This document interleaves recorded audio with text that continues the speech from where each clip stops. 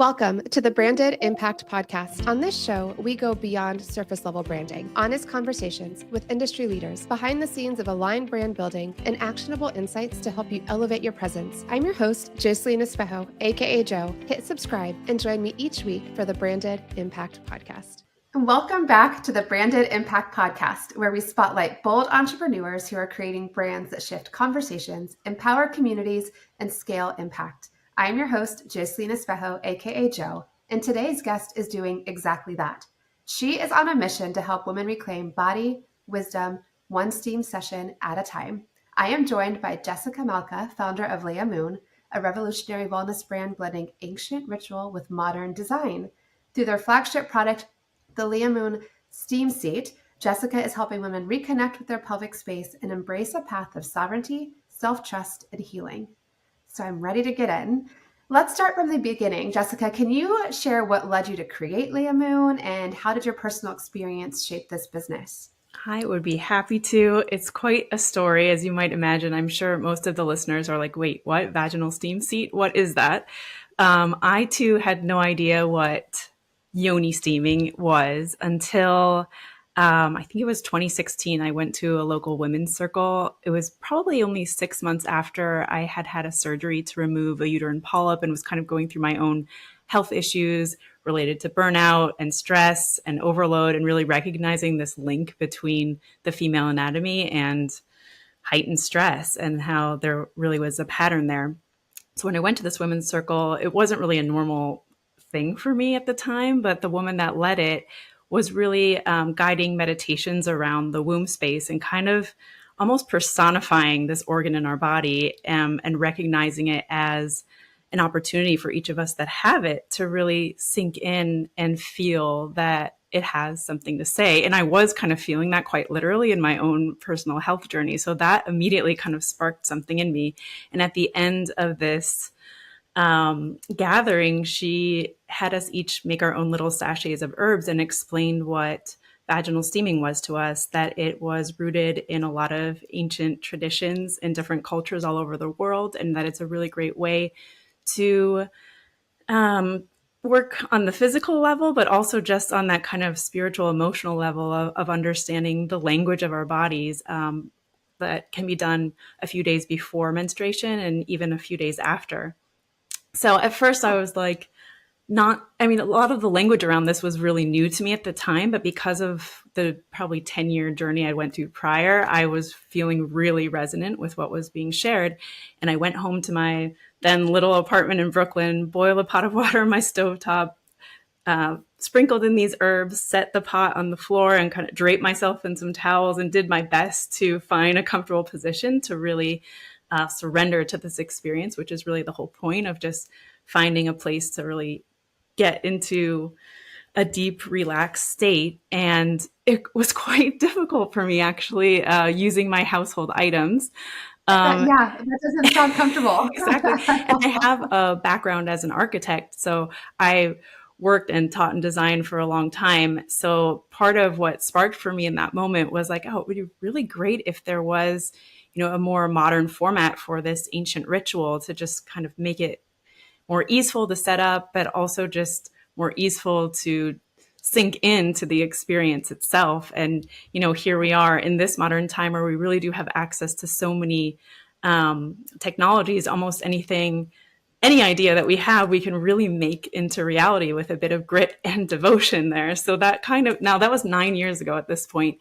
So that's really what kind of set the spark, was kind of that moment, and really me realizing like how cathartic this practice really is and how out of touch so many of us are with this part of our body, especially in this digital age where we're operating more from the logical brain and behind screens. There's a lot, happening up here, but I think really sinking back into our pelvis, or like our real like center of safety, our root, is really important to kind of counterbalance how our mode of operation currently is playing out. So yeah, I just love this juxtaposition of, ancient rituals and reconnecting with the plants and herbs and kind of other ways of grounding, while we're still like in this really modern era where things are moving really quickly, and how to kind of marry those two in a tool that can help reconnect women to such a practice. So yeah, that was really the beginning of it all.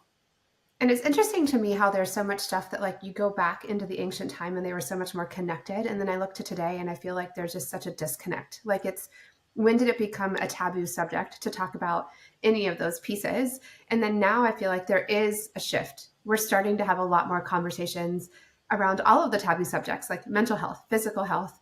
And I remember when I was younger, I had a friend would tell me something about feeling her ovaries. And I'm like, feel the ovaries? Like, I don't feel anything. Right. But then you start to connect. And especially like for me, the blessing of getting to carry two children, that kind of really helped me tune into my body. Like, what is going on? What are the things that you're feeling through that experience? And then kind of knowing on the back end, like something's not right. There's something different. And then having conversations with certain providers and finding that like the male doctors dismissed a lot of things. Whereas like sometimes the holistic approach from like, you know, the blessings of a nurse practitioner that was a little bit more honed in on holistic and all those pieces would be like, oh no, there's something to it. Listen to your body. Like if you're not feeling like something is right, there's more to look into. And then you start doing research and you hear about things like this. And I'm like, there's been women from ancient times that knew all about this. How did we lose those teachings? Like, how did we lose all of those pieces to come to today? And now here we are struggling almost to kind of go back into time. So I love the fact that you've been able to blend it and that you had this idea and you're like, I'm willing to lean in, but you know, towels in a pot in my apartment are just not cutting it. But then like, let me look at how I can create this concept. So when you went to start this, you actually started with, was it a crowdfunding campaign? Like product development is a challenge. That is from going from like concept to reality as a whole different ballgame. Yes, for sure. I feel like I sat with the idea for probably a year. I started to make my own herbal blends. That was kind of the initial product that Okay. I had as a way to start to spread awareness about the practice and about these really simple elemental ways that we can, care for ourselves in our own sovereign space and not necessarily feel like the only way to do that is to outsource it. So I think that shift you were talking about is very much related to that, or like that's just the way of modern medicine, which has its place and does wonderful things. But I think on the foundational level, if we're disconnected from our own body, that's where a lot of the disease is even coming from. So initially, it was really about creating small herb kits and putting up a website, creating the brand voice around it, which was really about this mission to reconnect us to these ancient ways of just knowing and understanding ourselves on an intuitive level. And I created a guide that explained how to steam and had a social media account started around that same time. So I feel like that was like the initial way to sort of like to just share what my personal experience was around this practice and even to learn from other people that and connect with other people online that may have experience or even anecdotal stories to share of their grandmothers. And at the same time, in the background, because I had the skill to 3D model on the computer and had my software from my architecture world, I started really designing what this would look like there. So I'm grateful that I had that skill set. Never in my earlier career lifetime would I have imagined that this is where it would be of service. But that's kind of where it started. So once I really had I had basically 3D images of what I wanted the product to look like, and even found some other more rudimentary versions that were being made, like just wooden stools and like other products that are already out there, and kind of studying those and understanding the ergonomics of sitting and with steam and all the components that need to come into play for this. Started putting together my own design. And then from that point, I was like, okay, I need to figure out how to fund this thing and even kind of build more community around this. And I think that's such a great way of having, to teach about what this is, but also to have backers that are really interested in the product and kind of cheering you forward, because I had no idea what a process that would be to bring a physical product, especially an electronic product, to market. It was really grueling. And at the same time, I think it was like 2018, 2019 that I started the crowdfunding. And then, of course, once that, campaign completed.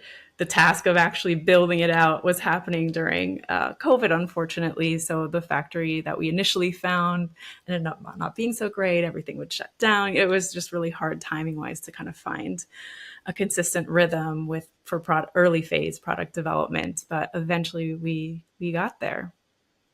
That's amazing. And I think that's so hard. It's like a testament to all of the challenges, right? And you just had a whole nother level.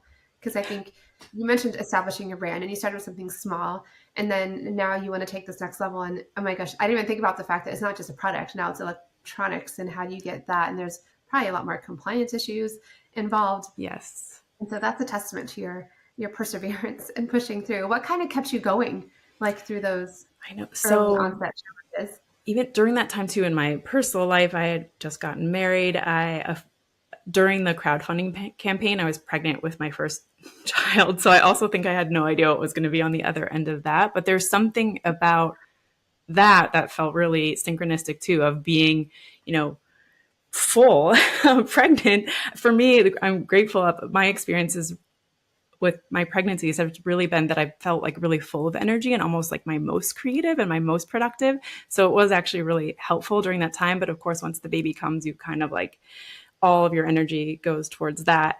But I mentioned the marriage only because my partner, Andrew, he has a very entrepreneurial spirit as well and is very, as like the man, really supportive of the bigger message of uplifting the female health and well-being. So he was able to balance this with me during that time. And I think when you're asking like, how did you really stick to it? I think having a partner was really helpful. I still have the partner, but having a partner in this whole project was really motivating for me, because I think there are times when, especially if you have a new idea, like this was something that there wasn't a precedent for. There were a lot of flops with the iterating of the project itself. There was a lot of components to it that I really wanted to make happen. Like there's a sensor inside the steam chamber that I wanted to be able to measure the temperature of the steam in real time, because at that time, at least when you Googled vaginal steaming, you'd see a lot of articles out there like woman burned herself, or, kind of fear mongering ones. Yeah. And what I really wanted my product to do was to solve that fear so that there was no barrier to entry based on, just feeling like this was a dangerous practice, because it's so gentle and so non-invasive and such a delicate way of treating the body. So that was a big piece of something I wanted to flesh out. So anyway, that was such a long process that sometimes those lows of when something seems really super impossible, like having someone else sort of almost like take over to be like, yes, we can. Well, I just needed to have those maybe months periods of just feeling a little like, I don't even know why we're doing this, because it just feels maddening. You feel like a mad scientist when you're doing something totally like, yeah. And in a way, the product development part feels like you're kind of more in the cave of it. Like the crowdfunding was really exciting because it's a little bit more outward facing and you're kind of getting to do a little bit more of the glamorous stuff, in my opinion, of the branding and sharing the messaging and creating community, but then kind of going into the cave of actually like making the thing real from idea. That is pretty grueling process and does, take that devotion. But I think actually having had those backers and having gone through that crowdfunding campaign first, that was also really motivating too, because I still had, people that had pre-ordered the product. That's kind of the way that we did it. They pre-ordered it. So they really were waiting. I think our product development phase ended up going for 3 years. So those people had to be quite patient and quite trusting that I was really staying that course. So that was also what was helpful to really stay committed. But I think partners, and I love that it's your husband in your case. And then for those that don't always have that support necessarily at home, I know I have found I have a biz bestie that's who we are for each other. Not that our husbands aren't supportive, but sometimes it's also a little different when you're not in the same space, right? And then having somebody that you can just be like, I'm just having a bad day. This is for the birds. I like to say sometimes I always feel like I'm getting to the point, or I'll get to the point that I'm burning it all down. I'm like, that's it. I'm done. I'm burning it all down. And then I let myself have that moment. And usually I'll send a Voxer message or something. And I'm like, this is how far deep in I am. And then it's having that friend that's like, you're literally standing in 2 feet of water. Just stand up. Like you feel like you're drowning, just stand up. It's like, oh, okay. Or I was, just that reality check where it's like, I feel like this is hard. And it's like, yeah, it is. But you got this, right? Like that Yeah, accountability. So it's you helpful can to do. have somebody in your corner because entrepreneurship, no matter what your journey is, whether now you sound like I'm laughing. I'm like, man, I felt like my journey has been difficult and I did not have to design a product and figure out how to conceptualize an actual thing, right? Like mine has been more of a service and how can I provide and deliver on a service, which has its own challenges and uphill battles. But I think it's amazing in 3 years. And the fact that you had this crowd of people who are willing and waiting to patiently see it come to fruition. That's so awesome. So tell me a little bit more about these people. Like, what's your client base?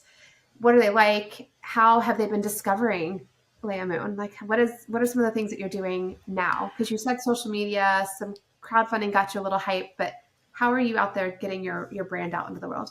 Yeah, it's ever evolving, which is so fascinating to me too. That I mean, the practice of steaming has a lot of different applications. So I feel like the most well documented use case of it is for postpartum recovery. And during that crowdfunding campaign, because it was like aligned with my own pregnancy journey and becoming a mom, I really got to experience it in that way. And so I think that was also attracting a lot of other new moms. So Okay. that's a big use group of who's really connected to the brand, are moms.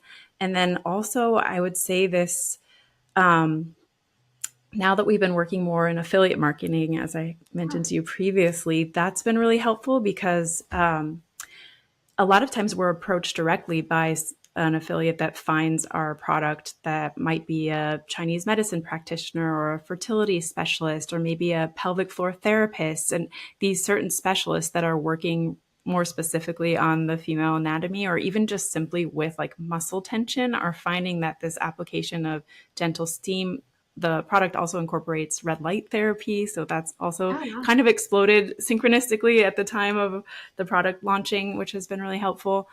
Um, yeah, so it's kind of building on other audiences of these really more specific practitioners has been really great. Or even around menstrual health or period pain, women that suffer from fibroids or PCOS or endometriosis, very painful periods, find a lot of relief from this practice. So even like just women's health coaches have been really great advocates for us and That's us for amazing. them too. So it kind of is this like collaborative feeling, I guess, between other practitioners and health experts and our brand and product.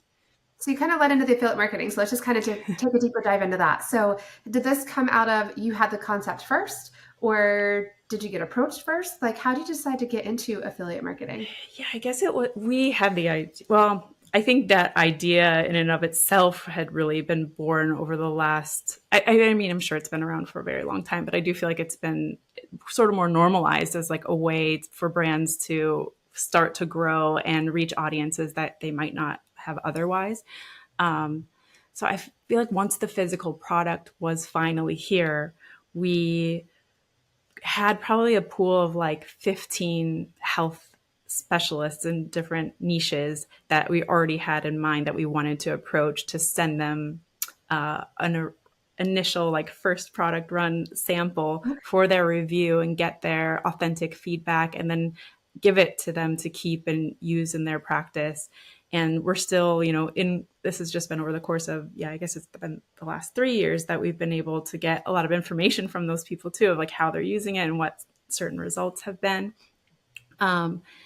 And even on our own website, we like to list those people, or maybe those are people that I will do like a YouTube interview with and post that so that they can really speak, in real time about what their experience with the product has been.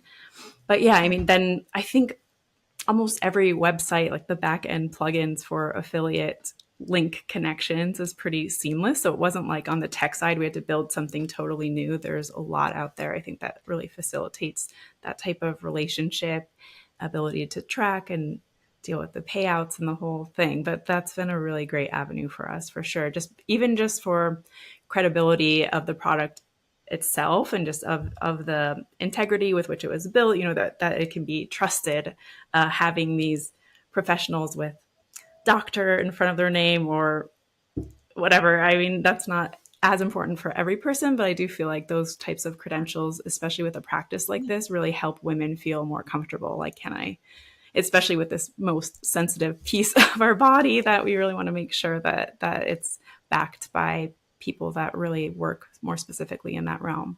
That makes so much sense. Because I mean, even for us, as like when you don't have an actual product, but client testimonials, or, we look at Google reviews, or we look at all these pieces. So that makes so much sense that you reached out. And I love that you intentionally were like, these are the people that I want to go after, because they can. And I think that speaks to the heart of what you want to do too. Because it's like, listen, I built this product. I have an intention in mind. Can we use it? Like, is it going to work? And then it probably opened up some doors where, depending on the providers, you're like, oh, I didn't really think about that being a use. Yes. But then now that opened up a whole nother door. So then once you established these certain types, were then you also reaching out to other people? So like if it was a medical, I think one of the ones you said was like a pelvic floor specialist. So then do you go out and try to reach out to other pelvic floor specialists to let them know that the product exists?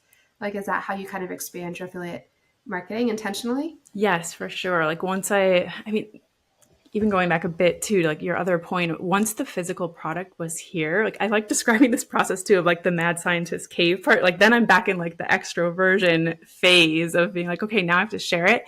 And that felt really vulnerable for me because I was like, okay, I made the thing. Like, does it work? Of course, I personally knew it worked, but there was having like that validation even from the affiliates that were really excited about it. And we're like, I cannot believe this is real. I am so excited to be able to share this with my people, and getting the feedback that, people's, just feeling more comfortable in their body it's being transformed. It was just really validating for me. So that, yeah, of course, made it so much more motivating to say, okay, this is really working.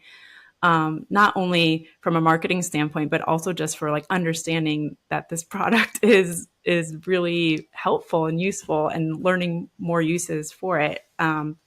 So yeah, once I was like, okay, pelvic floor therapy, that's definitely a great avenue.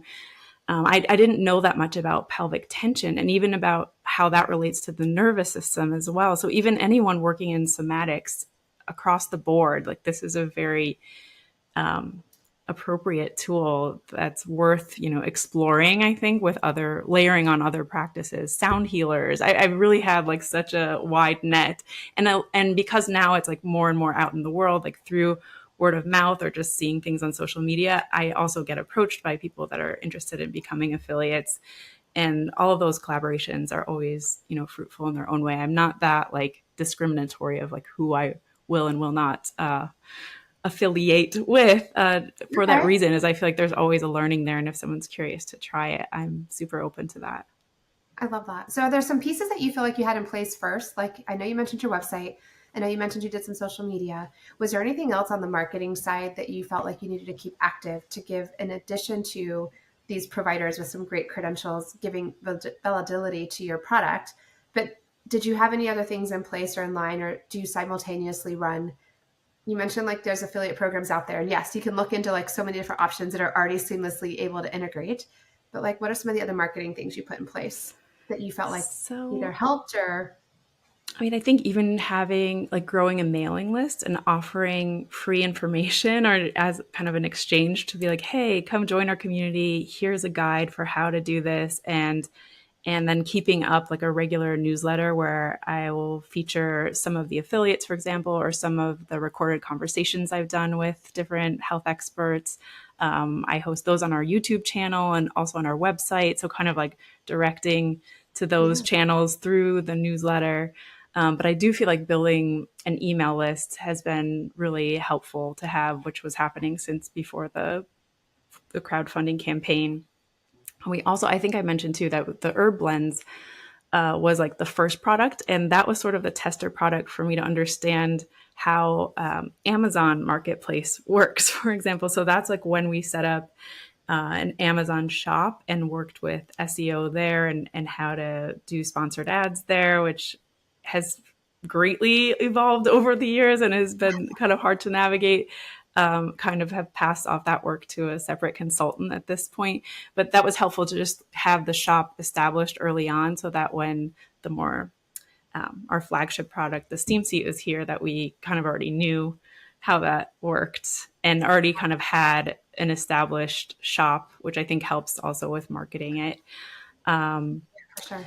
Yeah, working with SEO, blogging, that I've not been as committed to, because I do feel like the bigger places to be seen have been more through social media. We did a lot through TikTok Shop initially, but because those spaces are always evolving and changing, I do feel like I'm always kind of pivoting between them. And I don't have such a huge team where like somebody is really dedicated to one of these social media platforms at once. Yeah, so we see what else, but even doing in-person stuff, we've gone to a few trade shows, and there's a few local wellness centers here by where I'm at in the New York City, rural Connecticut area, I should say, not New York City. I've moved out since then, but I've yeah, I have some great relationships with some yoga studios and wellness centers up here. So a lot of times if there's retreats and people are interested in learning about steaming, I'll come and give a presentation there and even let women try it out in the private room. And that's been a really great way too, to just kind of get word of mouth out there. And for me, even just to still be connecting with people in real life, I'll say, yeah. I think that's something that like a lot of us forget. And so really what I'm hearing is that there's all different avenues. So sometimes I have people come to me and they'll say like, I know I need to be on social media and like, that's it. I'm like, but no, like you need to have different platforms. And it's exactly what you said too, as far as like they change. So TikTok Shop, I think you said, worked really well for a little while and then something shifted. And so maybe it wasn't having as much success, but that was okay because you also had an email and SEO and you had all these things working. So then that way, if one thing pivots a little bit, hopefully you can pull the lever in a different direction and have it moving. So I feel like the branding piece is not just a one-stop shop. Like you can't just have one thing. And so you seem to have done a really good job on an online presence. The email marketing has been huge for you. And then also in person. And that affiliate marketing piece, I think that's genius in the sense of you're now relying on other people as well. So you form these partnerships with people who really believe in the product. They are helping the people that you want to help. And then you don't have to do all the marketing yourself. They're out there doing it for you. Yeah, that's been great. A few times too, like larger like wellness influencers will have very high traffic blogs and we'll get to write a guest blog there. So I forget that that's another place that I should be more proactively seeking out. Usually it's like somebody invites me and that's how I'm a little bit like going with the flow, but the goal is really to kind of be more of the initiator so that I am like, not necessarily just going by all the receiving invitation side. But anyway, that's been a great space too, because a lot of times those blogs will just be continually driving traffic over to our shop. And yeah, and it's a lot of times because of the clout of the host. Oh, that's awesome. Yeah, and I think that the blogging and the SEO, it lives forever. And so, depending on how active they are, that helps. But then it's also the more that you're out there, the backlinks are also a secret, which a lot of people don't realize. Where like you get a lot of traction, and Google really likes it when your website is on somebody else's website. It gives it a lot more authority and power because they're like, oh, you're not the only one talking about it. You're talking about it here, but then that's also being spoken about here. And so the more that you can be a guest and people can have those backlinks, like that's a game changer and people don't even realize it. It's like, yes, I can see it, but then you even said like, I kind of forget about it. Like I've got so many other moving pieces going on, right? Like a lot of attention grabbing things that pull up our attention, like focus is the word I'm looking for. So then I think for me, it's, taking a deep dive and taking time to intentionally look at what's working. Where are people coming from? And then can I be more intentional with these pieces? But that doesn't mean 100 a day either. It's like, okay, I think this is great. Who are the influencers who can align that are targeting my people? Because that's really where the symmetry can be. If it's an influencer that has an entire group of people who fall in line with what you're looking for, support that would be fantastic. So I think one of the things you also mentioned with the personal branding is that you feel like your personal brand has been anchored in your business, like anchored it into a deeper integrity. Can you talk about how embodying the essence of LEIAMOON has changed the way you show up and how you feel that that's impacted your growth or visibility? It kind of just gave me chills a little bit because I sometimes don't realize, oh, what a blessing it is to be able to build a brand. You know, it really is in so many ways. And I think what I've been learning over the years is like, oh, it just gets to be me. Like that's, I know that sounds so simple, but that's been a bit more of my revelation around it lately is that, oh, like I'm, hopefully this is coming through in our podcast here, but I have a very soft, kind of gentle demeanor. And for a long time, I was like, okay, I'm running a business now. Like I have to, you know, like get into the structure of it and kind of hammer away at all these things.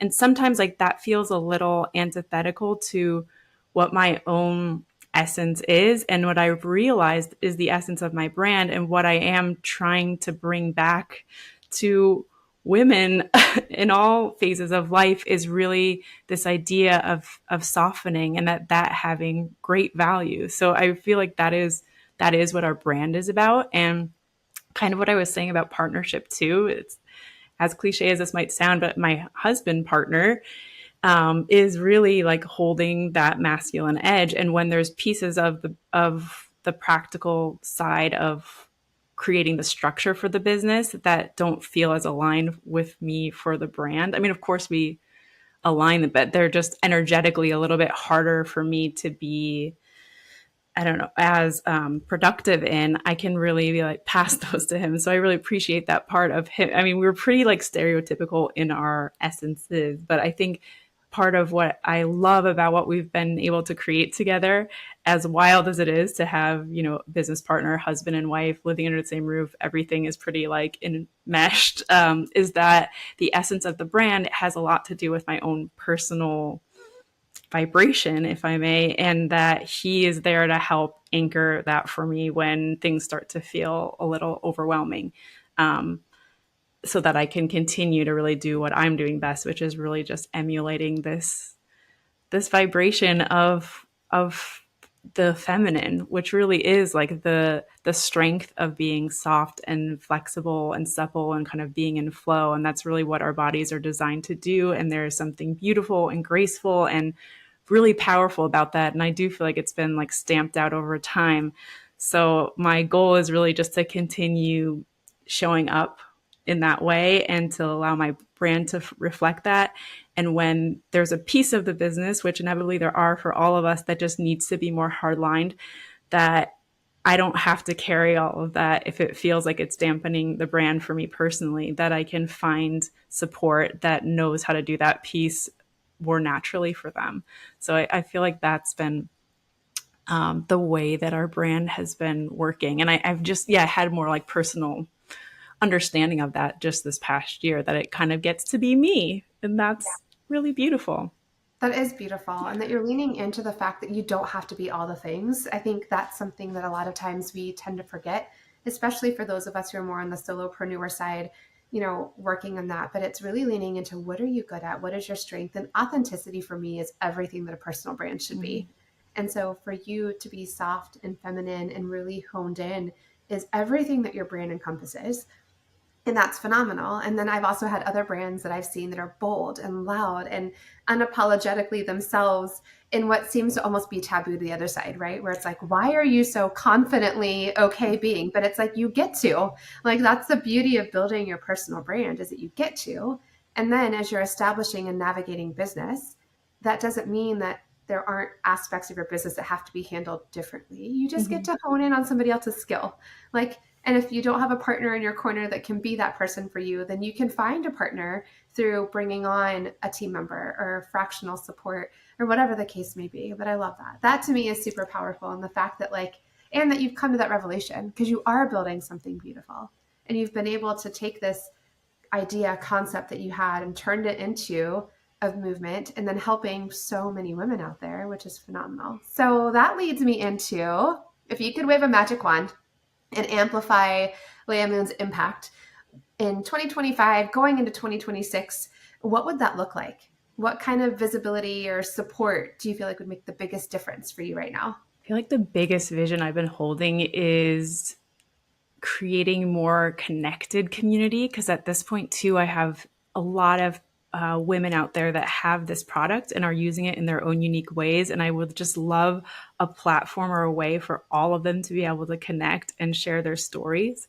So I've been working on building my own community platform for LEIAMOON steam seat holders. I love I it. would love for that to really build and amplify and kind of also be visible too to those that are curious and still like, this sounds kind of bizarre, because we have to really be able to bridge out and kind of close the gap between women that are just absolutely like turned off by the idea of regularly connecting with their body, or more specifically vagina, if I may. Yeah. And yeah, I think we just have to work a lot around sharing this language, and kind of normalizing it again. So yeah, I think Normalizing being connected with your body. I think that is where it's not taboo when we're having these. And I think really quick before we wrap up, it's the navigating this piece where we're using words and language and talking and referencing things that normally make people uncomfortable. Because even now it's like, you mentioned, it's like, well, we're connecting with our pelvic floor, and it's like, well, can I say vagina on this podcast? Like, it's a I know. part of it, right? Like it's part of every single woman, and for whatever reason it's become this taboo. Like, can we say that? Are we feeling like we're crossing some line? And so then navigating that, and you're doing it well, and I think it really falls into your personality too, because it's, again, you're not that really loud, bold, like in your face. It's like, no, like I really just want to have it kind of hone back in, and this is to play soft and flow, and really just helping women learn that it's okay. Like, we're okay talking to our doctor, your OB, your gynecologist, whoever the case is, but it's almost like it's okay to have these conversations behind a closed door in a specific space. But then you find the women that are talking about it openly, and people kind of look at them sideways. Like, Yeah, exactly. I'm a little. conversation. I feel like my space has always been like kind of the in between, or kind of like doing the bridge work to. I love connecting with people on this topic, obviously, and so much of it is in the language and finding words or redefining words that have been taboo for so long. It's interesting too, because I feel like with steaming, the word yoni is used a lot, which I sometimes will use, but it's a Sanskrit word for the whole of the female anatomy, the uterus, the vagina, the cervix, the ovaries, like all of it, which is really what steaming targets, like that entire region. But not a lot of people have heard of that word before, and then they don't really know. Yeah, they don't. Sometimes that is a turnoff too. So I'm kind of still exploring, like, what is the word. And um, yeah, I use a lot of different words interchangeably of talking about the Well, and I think you womb. said that, and I hadn't heard that before. Mm-hmm. And so, like, and then I was like, okay, well, that's got to be something related. But, it's, for those of us that aren't in this space, that's not something that you hear. Well, I think what you're doing is amazing. And I love that you have been able to take a concept and turn it into a full brand, and that you've managed to expand through affiliate marketing and all of the branding. And I'm excited to see what's to come. I love this concept of a community. I don't know if it's, I think all of us like community. We've all been struggling for that anyway, but there's been such a shift again, especially Mm-hmm. after 2020, where like I felt so many of us felt isolated. And then now I'm finding so many more people really striving to build community. And that was a whole purpose, even from me behind this podcast, where I was like, I want to be able to bring women on who have built something incredible and share, because it just feels like, as much as we're out there already, there's not enough out there to bring us together. So it's like, what are we doing that, like, you have worked and figured out some things that really, really worked. So I appreciate your time. And I guess if anyone's been listening and they're curious now and want to learn more, where can they find more information about LEIAMOON and the movement that you've got going So on? our website is leiamoon.com. It's LEIA moon.com. And my direct email is jessica@leiamoon.com. And I love hearing from people directly. So don't shy away from that. If you have a more direct question you'd love to ask me. I'm also on Instagram as LEIAMOON Women. Those Okay. are And probably you the have a most. YouTube channel, correct? Yes, that one is LEIAMOON Steam. I'm sure if you just look up LEIAMOON on YouTube, it should pop up right away. Perfect. And we'll try to include those new, links in the show notes too. So if you didn't quite catch it, or you don't know how to spell it, whatnot, we'll have a link to make it a little bit easier for you in the show notes. Well, Jessica, thank you so much for reminding us that reclaiming body wisdom is not just self-care. It's a whole new revolution. And I love that you are building a brave brand in a space the world just doesn't always seem to be ready for. and that you're doing it with so much grace and intention and softness. I think you truly do embody everything that you are trying for. That's coming across to me so fully. So if you've been listening to this episode and it spoke to your soul, please visit LEIAMOON.com. You can download their free guide to steaming, and I believe coupon 10% off. Is that right? Yes. Awesome. That's right. And then make sure you can follow Jessica on Instagram at LEIAMOON or join the conversation around feminine vitality and self-trust. If you've loved today's conversation, don't forget to follow, give us a little review, and share the Branded Impact podcast. I would love to know what your favorite takeaway was from today. And we would love to hear how this episode has inspired you, because the most magnetic brands aren't the trendiest, they're the truest. Stay brave, stay aligned, and keep making a branded impact. That's a wrap. Thanks so much for tuning in to the Branded Impact Podcast. If today's episode sparked something in you, please take a second to subscribe, leave a review, or share it with a friend who's ready to unlock their rebrand era. And if you're ready for a brand that's rooted in authenticity and built for impact, one that truly reflects your story, your energy, and your evolution, let's connect. Head to brandingbyjoe.com or DM me on Instagram at brandingbyjoe. Thanks for hanging out. Now get out there, show up with purpose, and make your branded impact. I'll see you next week.